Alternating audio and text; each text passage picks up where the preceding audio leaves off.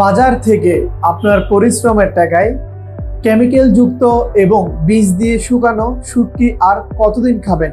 আমাদের প্রতিটি শুটকি 100% কেমিক্যাল মুক্ত, পরিষ্কারভাবে শুকানো ও প্যাকেজ করা, যাতে আপনি পান আসল দেশি গ্রান আর খাঁটি স্বাদ।